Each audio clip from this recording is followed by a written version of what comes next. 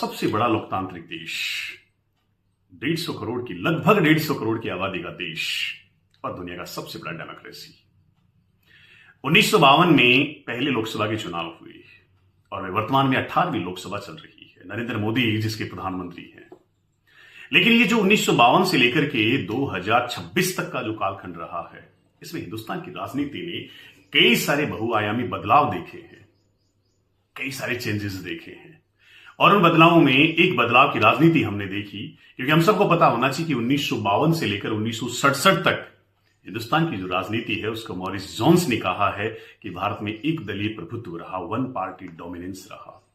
और इसी one party dominance को रजनी कोठारी ने कहा कि ये तो कांग्रेस सिस्टम है, कांग्रेस प्रणाली है। लेकिन फिर धीरे धीरे कांग्रेस केंद्र और राज्य दोनों में कमजोर हुआ और 1967 से हिंदुस्तान की राजनीति में एक नया चलन सामने आया राम गया राम, आया लाल गया लाल का कॉन्सेप्ट कि विभिन्न राजनीतिक दलों के जो जनप्रतिनिधि अपने हितों के लिए दूसरी पार्टी में जाना शुरू किया।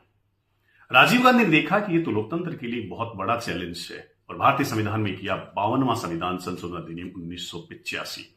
और इसी 52वें संविधान संशोधन अधिनियम 1985 के द्वारा संविधान में 10वीं अनुसूची जोड़ी, 10th शेड्यूल जोड़ी और जोड़ा गया एंटी डिफेक्शन लॉ कि अगर किसी भी राजनीतिक दल से निर्वाचित जो टोटल सदस्य हैं उनका अगर 1/3 से कम सदस्य अपने मूल दल को छोड़कर दूसरे दल में शामिल होते हैं तो संबंधित सदन का अध्यक्ष या सभापति उनकी सदस्यता समाप्त कर सकता है।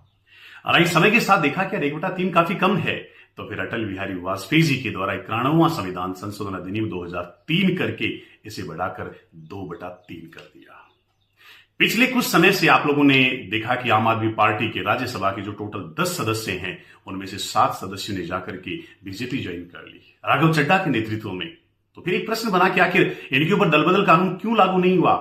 तो 10 में से अगर 7 जा रहे हैं तो इसका मतलब उन्होंने कंप्लीटली उस पार्टी में अपना विलय कर दिया है, तो मर्जर को एंटी डिफेक्शन लॉ के अंतर्गत काउंट नहीं किया जाएगा। और अब चर्चा चल रही है पश्चिमी बंगाल में, जब पश्चिम बंगाल के लगभग, हालांकि एग्जैक्टली कोई ऐसा डेटा तो नहीं है, लेकिन लगभग 58-60 विधायक दावा कर रहे हैं कि हम टीएमसी का साथ छोड़ रहे हैं। लोकसभा के सदस्य लगभग 20 सांसद ये दावा कर रहे हैं कि हम भी टीएमसी का साथ छोड़ रहे हैं।